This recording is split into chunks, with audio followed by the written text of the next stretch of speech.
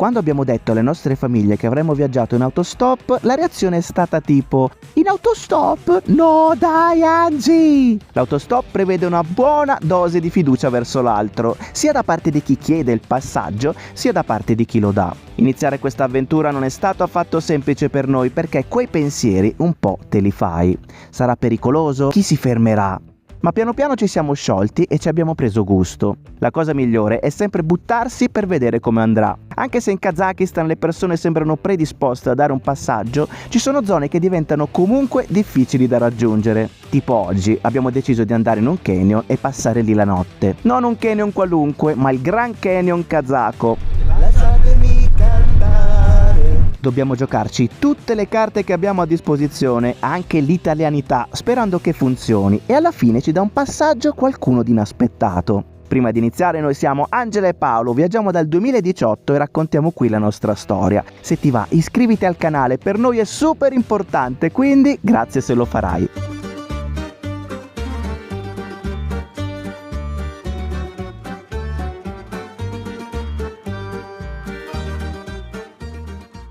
Buongiorno, stanotte è andata molto bene, abbiamo anche degli ospiti qua sopra che ci osservano da fuori. Però la cosa fantastica della tenda è proprio questa, che alla fine nessuno può entrare, niente e nessuno, quindi anche qua c'è un altro, guarda. È molto insettosa la cosa. Abbiamo dormito molto bene, anche perché faceva molto meno freddo rispetto alla prima notte. Siamo più in basso, più secco, e c'è anche il sole adesso fuori sulla tenda, si sta scaldando già tutto, quindi molto bene. Io intanto le mie mutande in testa. La mutanda in testa. Grande classico, cambia modo di viaggiare, ma le mutande appese ci sono sempre. Buongiorno. Gran bella giornata. Ieri sera abbiamo addirittura fatto il bucato. Siamo riusciti, c'è un ruscello qua che passa, ci siamo anche lavati. Molto bene, molto bene. Abbiamo lavato due cose, abbiamo cucinato e stamattina ci facciamo anche la colazione. Questo è il posto, accanto a un campo, niente male, tutto asciutto. Il mitico filo blu è arrivato pure in Kazakistan. Bello perché si può applicare a tutti gli stili, dappertutto sto filo.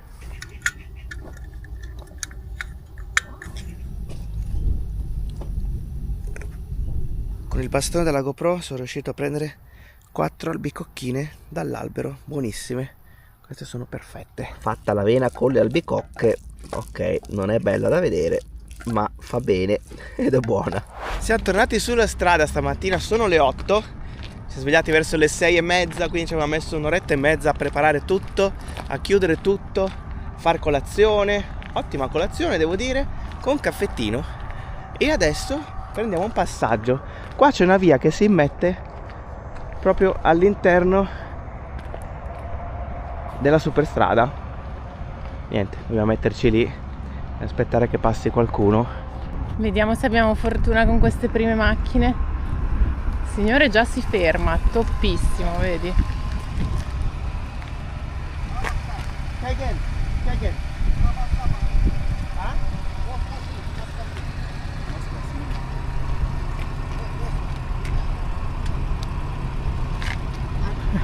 Mi piace Paolo che fa gioca su e praticamente incrocio 3 km. No money. Ok, thank you. We Kegen. China Kegen. Saran story. Saranda. Il signore ci lascia all'incrocio, ci siamo capiti coi gesti. You like Toto Cutugno? Lasciatemi cantare con la chitarra nel mano. Italiano. La felicità. Paolo si sta giocando tutte le carte italiche che dovrebbero funzionare in questa zona, quindi abbiamo Toto Cutugno, Celentano, Albano, tutte e tre se le giocate non funzionano. Sambol. Serik Bol. Paolo. Mauro. Angela. Ragazzi. Ciao. Wow, facilissimo. Sì, facile, prima parte fatta, abbiamo fatto 3 km, non è che abbiamo fatto tanto, però ci ha portato già nella direzione giusta. Anche là c'è un mini market, ci sarà qualcosa da mangiare di fresco? Vediamo cosa hanno, sì. Ma guarda che roba, qua c'è pure una fontana lì nascosta dietro la macchina. Possiamo riempire l'acqua? Ah, forse! Ottimo! Bravo! Abbiamo trovato la fontanella, perfetto, adesso ci Goduria. laviamo un po' la faccia, sistemiamo un attimo, riempiamo tutte le bottiglie di acqua e siamo pronti a ripartire. Grandi lavori in corso, qua stanno costruendo questa struttura con tutte queste colonne, questo mega palazzo in stile un po' antico. Questo invece era la specie di autogrill dove siamo appena stati e Paolo si è già rimesso lì sulla strada pronto a fermare le macchine. Mi sa che anche il signore sta facendo la stessa cosa. Non c'è un grandissimo passaggio in realtà, qualcuno passa ma nessuno si ferma a sto giro. No, niente. Vediamo questa e no, tira dritto. La nostra destinazione di oggi è il Sharin Canyon, sono circa 70 km da fare e è proprio su questa strada, quindi in questa direzione. Poi sappiamo già che dovremo farci lasciare probabilmente all'ingresso del canyon e lì cercare un altro passaggio verso chi si infila proprio nel canyon. C'è concorrenza oggi. Sì, il signore però è andato molto più avanti di noi. Adesso capiamo, se non funziona qua magari ci conviene spostarci anche a noi. Arriva la polizia. Guarda che Già. passa. Ma guarda che bella l'altra! Madonna. Bellissimo questo furgoncino stile sovietico. Si è fermata una macchina, ragazzi, si è fermata una macchina. Ci fa pure la retro, ma fantastico. Vediamo se va a buon fine. Allora il signore ci ha detto di no, però sta tornando indietro adesso. Vediamo se capiamo qualcosa.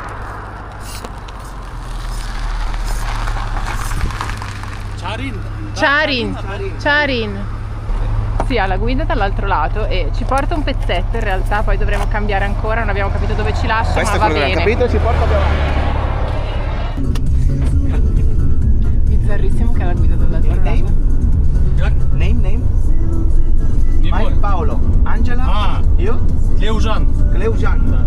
È bellissimo perché tante macchine sono importate, quindi hanno la guida da questo lato, al contrario rispetto alla nostra in pratica. Già che il ragazzo si è lasciato in questo paesino, che è tutto un bazar in pratica, prendiamo anche qualcosina. Ecco, la signora ci ha dato il sacchettino, prendiamo queste mele. Belle, carine, c'è un sacco di roba. Ci siamo presi un samsa al formaggio così qua, bello fresco, sì. appena fatto, guardate che vetrina c'è. Come facevamo a dire di no, voglio dire. Ma quanto è croccante. Eccolo là. Lo dividiamo perché abbiamo già fatto colazione, però non abbiamo resistito a tutto questo.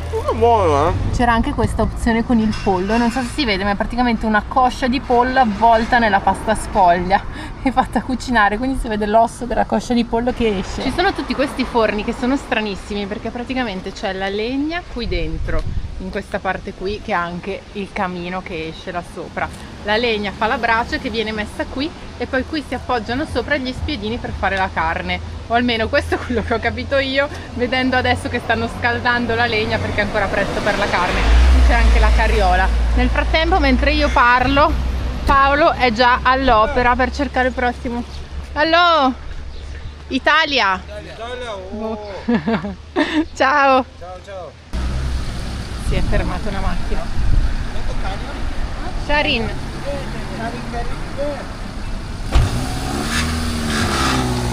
Niente, non andava. Com'è sprecciato via. Arriva una macchinetta bellissima. Sarebbe troppo bello prendere un passaggio da questa macchina. Certo, anche prendere questo non sarebbe male. Non sta funzionando, proviamo Angela. Angela in azione col ditino. Vediamo. Angela funziona. Canyon? No, non funziona. Non ha funzionato. E ne ha già fermati due Angela. Attenzione. Hello? Canyon? No, Canyon. Ok. Aveva indovinato Angela. La brace la buttano qua e poi Italia, sì. Italia. E poi fanno gli spiedini. Si sta rivelando più difficile del previsto, si fermano un po' di macchine ma sembra che tutte girino prima o nessuna comunque ci porta. Vediamo questa che ha acceso i fari adesso, ma macchine troppo moderne, è difficile che si fermino, abbiamo notato. sono più i signori con le macchine un po' scassate che si fermano. Intanto c'è anche un po' di concorrenza perché ci sono anche le signore qui che devo dire sono arrivate dopo, si sono messe lì, fermano più macchine di noi, però anche a loro non sta andando troppo bene. Mentre aspettiamo, ragazzi, noi prima parlavamo appunto delle carte che ci stiamo giocando per l'autostop, quindi Toto Cotugno, Lasciatemi cantare, sono un italiano, funziona sempre, in tanti la canticchiano.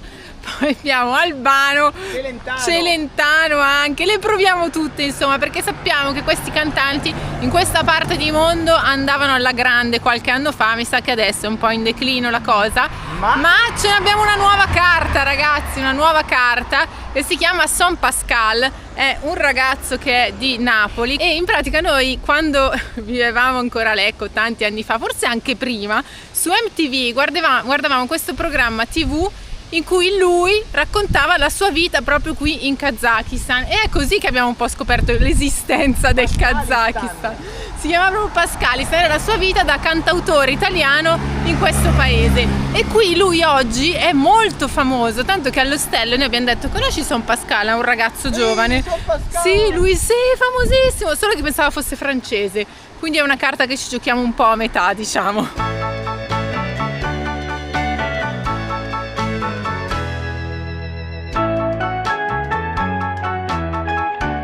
Si è fermata questa macchinona con questi due signori, signore e bambino. Vediamo dove ci mollano, se ci prendono. Le signorine intanto sono andate, le altre due, eccole là che sono andate. Niente, noi siamo ancora qui. Ci siamo scritti la frasetta, adesso vado al canyon, ma puoi lasciarmi anche prima sulla strada.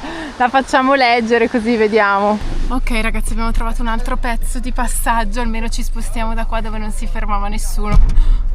Hanno appesi alla macchina la bandiera e anche due cappelli tradizionali con i cammelli e anche questa macchina ha la guida all'inglese con il volante a destra. Mi piace molto la tappezzeria, bella scura dappertutto, tutta tappezzeria scura, ma devo dire comodissima.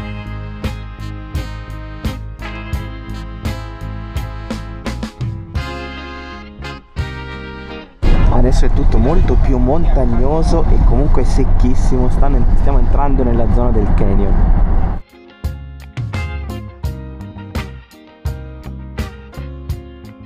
Rettifico, è un cavallo, non un cammello, giustamente. Che panorama ragazzi, c'è questa vegetazione bassissima, non c'è un albero, non c'è niente, tutto piatto, le montagne attorno da tutti i lati, uguale. Arrivati all'entrata del canyon, come si apre? Ah, che carini che sono. Rahmet, I see you in Kegen. Ok. Thank you.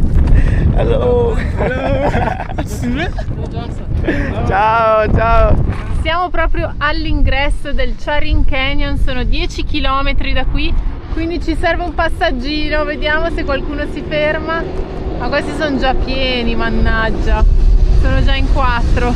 Qualcuno sta già tornando indietro dal canyon. Vediamo ragazzi, perché 10 km in questo nulla assoluto sono tanti. Vabbè, magari possiamo anche incamminarci, solo che qua in realtà è meglio perché le macchine entrano lentamente, quindi non ci sono alternative, secondo me non sarà così difficile, ma forse dobbiamo aspettare che passi la macchina giusta.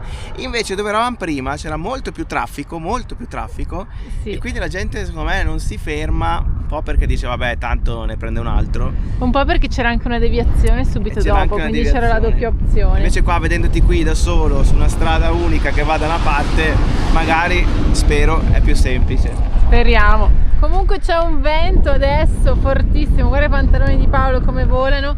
Carinissimi ragazzi, carinissimi sono stati, davvero gentili, abbiamo scambiato 3 paroline. Devo dire che non parlano molto le persone in auto, sono molto nel loro, ma anche tra di loro non parlano molto, quindi credo sia proprio così.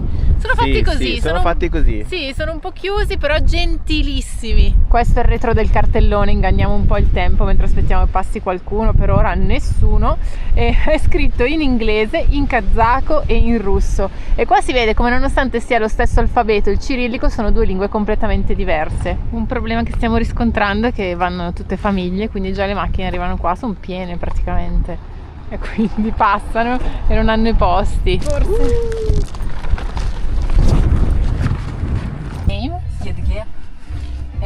Yeah, he's On Instagram? yeah, he's also Yeah. film operator. Ah, Yeah, cool. his film was in shortlist of Cannes. Abitati con dei ragazzi che stanno andando a fare un sopralluogo perché qui ad agosto si svolgerà un festival di musica techno.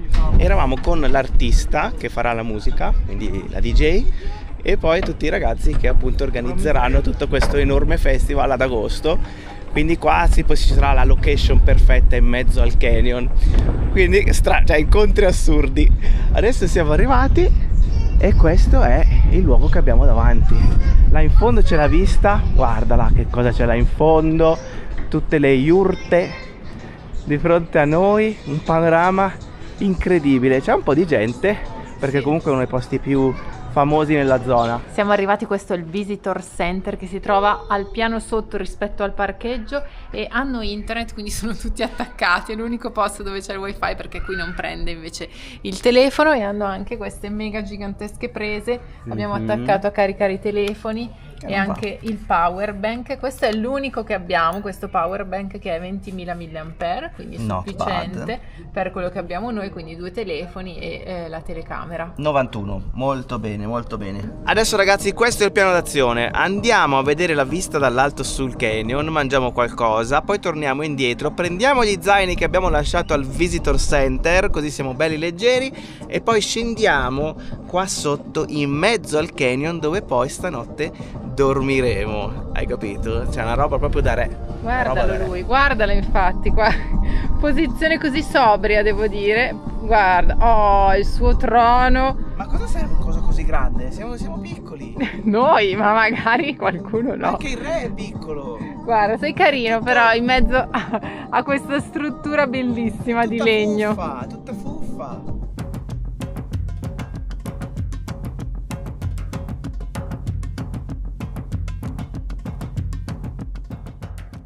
Che spettacolo ragazzi, ce l'abbiamo proprio tutto davanti, lo Sharin Canyon, chiamato anche il Grand Canyon del Kazakistan. Questa è la prima parte perché poi si addentra tutto da quel lato, quindi continuiamo sul sentiero qui sopra che ci porta proprio sulla parte più alta del canyon. Rispetto alla clip del re sul trono è passata un'oretta e infatti eccolo qua il re, mezzo rinco perché si è appena svegliato in realtà, si è fatto un pisolino. Di la verità, hai ancora i segni qua della panchina su cui ti sei addormentato.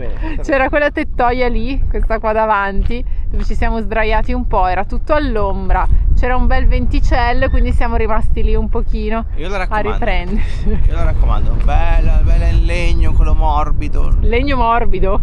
Che legno è? Quel legno comodo. Comodo, sì.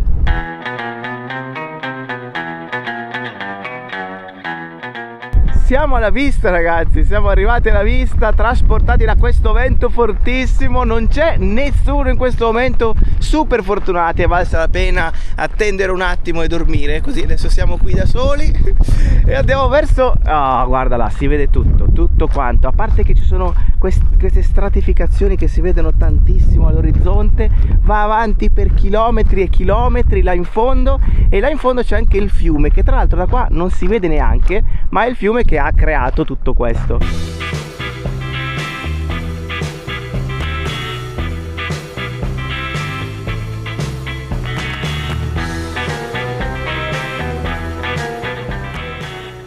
No, ma davanti a che cosa siamo ragazzi? Ma vi rendete conto che noi stanotte dormiamo là in mezzo? Là c'è addirittura una parte verde, si vede là in fondo, e quindi probabilmente là passando anche il fiume è tutta un'altra cosa. Noi speriamo magari di stare su un bel prato lì in mezzo, guarda, gli alberi là sotto. Mamma, Pensa che stanotte figata. che stelle ci saranno se non arrivano le nuvole, mamma mia.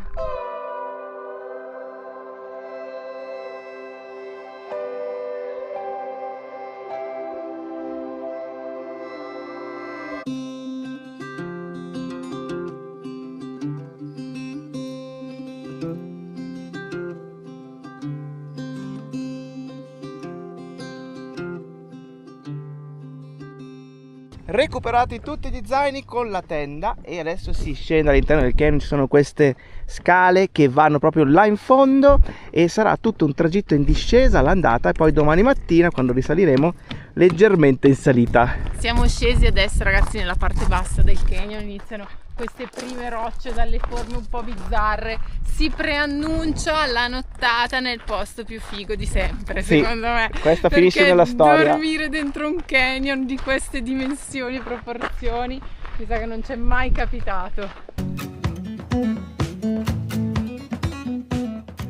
Ma che mezzi d'epoca! Hello! Che passano per portare turisti su, pazzesco! È molto visitato questo canyon, è uno proprio delle punte di diamante di tutto il Kazakistan e di tutta questa zona in generale, ma noi contiamo sul fatto che rimanendo di notte non ci sarà quasi più nessuno, quindi stasera e domani mattina ce lo godremo tutto da soli. Questa parte viene chiamata la Valle dei Castelli e in effetti, ragazzi, basta guardarsi attorno, poi a destra ti giri e c'è proprio la torre di un castello, come se lo fosse.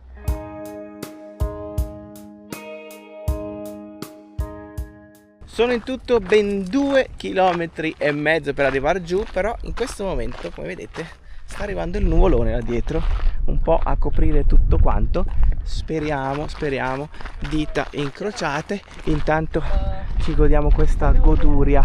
Per parlare di questo canyon, ragazzi, dobbiamo andare indietro di 250 milioni di anni. La Madonna! Quando tutta questa zona era ricoperta dall'oceano. Qui c'era un oceano.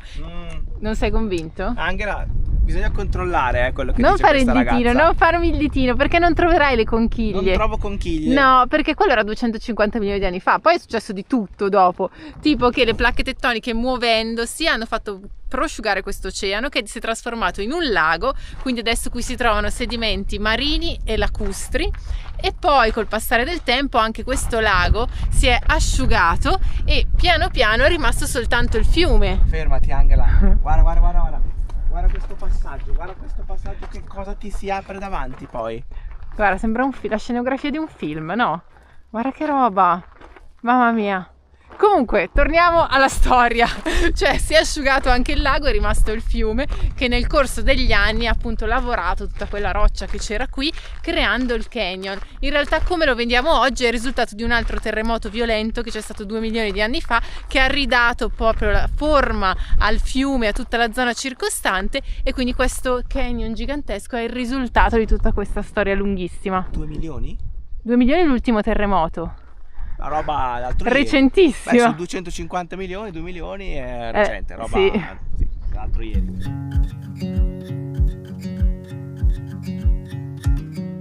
Più si cammina più migliora, attenzione, qua è sempre più alta, siamo sempre più profondi. Guarda quella roccia appoggiata là sopra. Da dove passa? Follia. Ma che passaggio assurdo. Hello.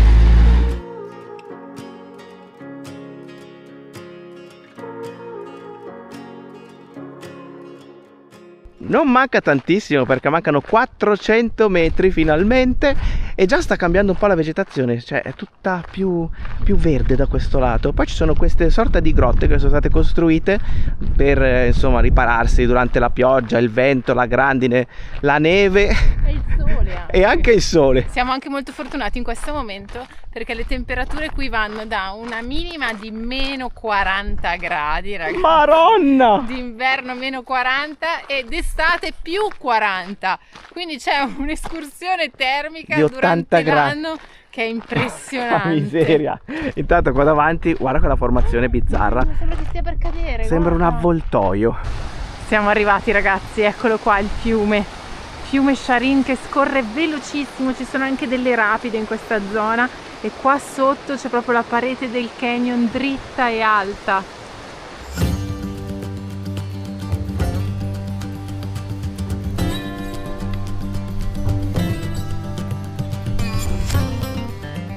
È tutta l'area che è fantastica. Allora qua c'è una parte verde dove si potrebbe anche campeggiare, ma prima in realtà al Visitor Center abbiamo incrociato un ragazzo francese che sta facendo la stessa nostra identica cosa, quindi autostop, tenda in giro per questi paesi, e lui ci ha detto di metterci un pochino più riparati. Qua diciamo che c'è proprio il centro di questa parte di canyon, tra l'altro guarda che bello là sopra, uno spettacolo totale, però lui si è messo da quell'altro lato vicino al fiume, dove ha detto che possiamo anche lavarci. C'è una zona con delle pozzette dove si può stare e per lavarsi chiaramente, e anche si può mettere la tenda sotto una tettoia, però magari per quello aspettiamo ancora un po', visto che ancora ci sono un po' di visitatori. Eccola qua la tettoia dove staremo stanotte, bella tranquilla, non c'è nessuno, ci sono i tavoli, c'è tutto. Ecco, questo mi ricorda invece il campeggio in Giappone. Quante volte abbiamo dormito sotto queste strutture in Giappone. E sì, ci appoggiamo qua per terra, molto bene. Io ho dormito sulla panchina oggi, quindi posso dormire anche su queste assi di legno tranquillamente. Poi abbiamo anche il materassino, quindi top. Ci sta, anche perché il resto è tutto sassi, sabbia, quindi incampeggiabile, e l'unica parte sarebbe appunto là all'ingresso. Però direi che qua è molto meglio, più riparata. Ma velocissimo, Sì. guarda che roba. Infatti non si può fare il bagno nel fiume perché è troppo veloce, ma hanno creato delle pozze apposta proprio lì sotto dove ci si può bagnare. Abbiamo fatto scaldare un po' d'acqua, nonostante il vento ce l'abbiamo fatta. Ho dovuto mettere tutta sta roba per coprire la cucinetta. Questo effettivamente è un po' un problema, perché essendo tutta aperta così, appena c'è uno spiffero è difficile gestire la fiamma. Però ce l'abbiamo fatta, l'acqua adesso è scaldata e ci facciamo il caffettino qui dentro. Ecco Angela, così prendiamo questo coso che è incandescente. Si scalda immediatamente questa pentolina, immediatamente, però è anche ottimo perché alla fine l'acqua bolle in un attimo.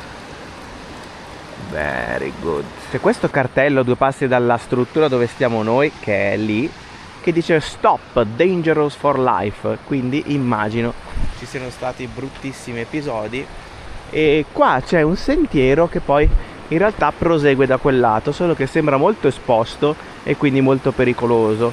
Da qui poi c'è questa vista qui, quindi poi ci si fa anche un'idea del posto in cui siamo, che è magnifico. Ora torno da Angela. Dai che ci va di lusso. Ieri quando siamo arrivati non eravamo così contenti, perché quando siamo arrivati in quel pezzettino, insomma, non è che capisci subito bene dove metterti, come metterti, però poi è andata di lusso anche ieri. Sì, di lusso, ma mai come oggi. Io sono qua affacciata sulla terrazza della nostra dépendance. Dépendance. Di là abbiamo la vista sul fiume, dietro tutto il canyon con le rocce. Guarda che meraviglia stasera. Ma non sono tanti. Sì, devo dire una cosa però, servirebbe una scopina qua. Scopino? Esatto, perché ci sono un po' di foglie sulla dépendance qua. E niente scopino, mannaggia. Niente scopino, non ce l'abbiamo. Ci attrezziamo o va bene così? Va bene così, direi pesano, che gli zaini? abbastanza attrezzati, sono belli pesanti, sì. Comunque... In realtà sono pesanti, ma non pesantissimi. Abbiamo visto ragazzi che hanno dei no, zainoni vabbè, enormi. quelli non li considero neanche, sono esageratissimi. No, i nostri sono più pesanti rispetto al solito, diciamo, ma neanche tanto, perché sono comunque piccoli. Se ci pensi, togliendo tutta la cucina, togliendo tutta l'attrezzatura per campeggiare, la tenda, saremmo sacchi a pelo, abbiamo anche, cioè raramente abbiamo portato tutta sta roba, anzi mai, perché questo connubio campeggio, tenda e autostop non l'abbiamo mai fatto, quindi siamo diciamo al top dell'attrezzatura che abbiamo. Non abbiamo vestiti. Abbiamo tutto il resto tranne i vestiti. 3 magliette a testa, 3 mutande, 3 calzini. Tutto contato, tutto contatissimo. Per ora va bene così e ci sta andando bene. Detto ciò, comunque credo che siano pochissimi i casi in cui si possa dormire proprio all'interno del parco nazionale. Non ho ricordi di cose simili. No, in genere a meno devi che avere dei permessi speciali o ci sono solo alcune zone. O si paga tanto. In questo caso invece niente. Va bene ragazzi, io direi che da qua, come Giulietta e Romeo, eccola, ecco, la treccia di Angela. Ecco, noi ci salutiamo da qua ragazzi. Se volete iscrivetevi al canale, mi raccomando. E se volete iscrivetevi anche a Patreon, alla nostra famigliola di Patreon, che oggi ha ricevuto belle foto da questi luoghi. Seguire sempre live, loro sanno già tutto in anteprima. E noi ragazzi ci vediamo al prossimo video. Quindi alla prossima ragazzi. Ciao belli. Ciao.